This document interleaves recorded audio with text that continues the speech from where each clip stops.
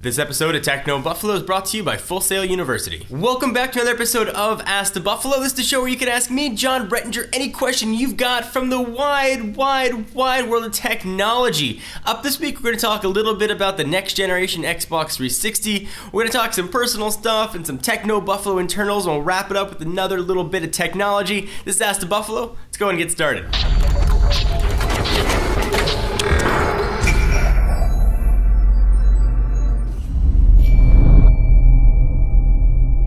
Ramiz Hussein asks, hey John, you think there'll be a Kinect 2.0? And if so, what specs should it have? Yes, I absolutely think there'll be a Kinect 2.0. The Kinect has been a huge success for Microsoft. Certainly I'd expect Kinect 2.0 to launch alongside the next generation Xbox. We can call it Xbox 3 or Xbox 720, which we're hearing will launch sometime around E3. So the original Kinect was actually capable of capturing 720 video, but it was toned way down. So I expect next generation to be able to capture HD video, and with that be able to capture more points on the body, making it more accurate. Also, I'd expect much more detailed face tracking, meaning you can track when you're smiling, where your eyes are looking, so perhaps there can be some motion tracking in there as well with your eyes. Actually, I saw when I was at CES, Chinese company Haier had some awesome eye tracking technology. I would love to see that integrated to next generation Kinect. I only have a few more months before we know for sure. What do you guys want to see in next generation Kinect? So the next question has a little bit to do about Techno Buffalo as a whole and the company. It comes from Mark Dalton.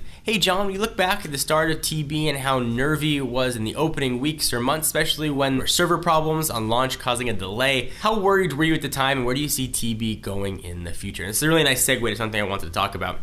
When we first launched Techno Buffalo, I didn't know anything about launching a website at all. We made a ton of mistakes, and the servers just couldn't handle even the minimal traffic we were getting because of problems in the code, and it completely crashed. We had to take it down for 3 months to get it back up before we could go ahead and relaunch the site. There's always a struggle to sort of start your own company or to try and grow an organization to be the boss. Everybody wants to get to that position, but few people actually realize the responsibilities that come along with it. We made an announcement last week that one of our new additions was going to be leaving Techno Buffalo. Of course, I'm talking about Aaron Baker. And there's been a lot of comments in the video that he and I made, and I thought it'd be sort of professional and respectful to the audience to address it maybe a little bit more. Aaron was most definitely not fired. As surprised as you guys were when he left, was equally as surprised as us in the Techno Buffalo family was. He felt that it was a better fit for him back where he started, and we respect it. There's no hard feelings. When I said in the video, sometimes things just don't work out. This is one of those instances. I still have a lot of respect for Aaron as a person, as a human being, and it's one of those things that just didn't work out. So I respect his wishes to be let out of his contract and go back to where he was before, which evidently is where his heart was. There wasn't anything that happened behind the scenes. We didn't get in a fight.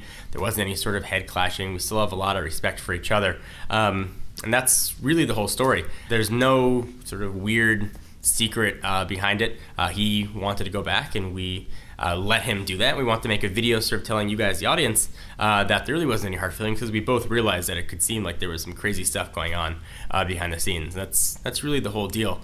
So when you guys start thinking about how you want to either grow up or what you want to do after school, or if you're in a business already, how you want to grow and you want to get up and higher, just remember that sometimes it's not always what things appear. You guys watch our videos, maybe 1 or 2 a week, maybe more. But we forget those. This is our lives, and this is our job for 8, 9, 10 hours a day, and there's a lot of things that go on maybe guys don't realize. You see a video, all you see is an end product. What I'd hope that you guys can do is maybe see the work that goes into it, the work that goes into running a company, the work that goes into securing advertisers and paying salaries and getting lighting and equipment. There's a lot to it, and it is a privilege to be able to bring that to you, and a privilege that I love and I cherish. But think of what we do and what goes on behind the scenes as sort of I try to do into my perspective a lot of things that I see. You guys are more than entitled to your opinions. I just wanted to sort of give you guys a bit more information. So hopefully that helps answer a lot of questions. All right, so let's wrap this up and bring it back to technology. 2012 is behind us, and Mark wants to know what your top 3 Android phones of 2012 would be. It's a great question.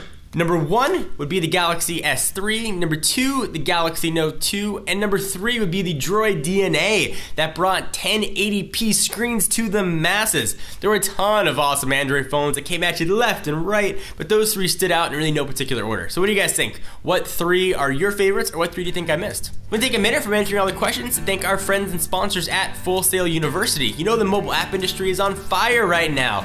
Full Sail University's online mobile development bachelor's degree program can teach you the skill set you need to take advantage of this really quickly emerging opportunity in emerging markets. In this degree, you'll learn both the programming and business sides of mobile development, so you can concept, develop, and deploy a market application from start to finish. You'll explore the advanced programming languages, visual frameworks, usability, principles, and app developments for iOS and Android. So if you're thinking about trying to make an app or you don't know how to do it, this is a great way to go ahead and get started. Through Full Sail's Project Launchbox program, not Lunchbox program, students can receive a MacBook Pro preloaded with industry software plus iOS and Android devices, so kind of cool. Courses are delivered through Full Sail University's immersive online education platform, which maximizes the capabilities of the Mac that you're going to be getting, giving you a learning experience that they're trying to say is unlike any other. Between the App Store and Google's Play Store, over 50 billion apps have been downloaded with really no signs of slowing down. If you're ready to master technology and software to compete in this rapidly growing industry, visit fullsail.edu/technobuffalo to learn more about this online degree program. Again, fullsail.edu/technobuffalo. So thank you guys for watching another episode of Ask the Buffalo. Thank you for learning with me and growing with me, and thank you guys for being a part of Techno Buffalo. For now, I'm John Rettinger. I'll see you next video.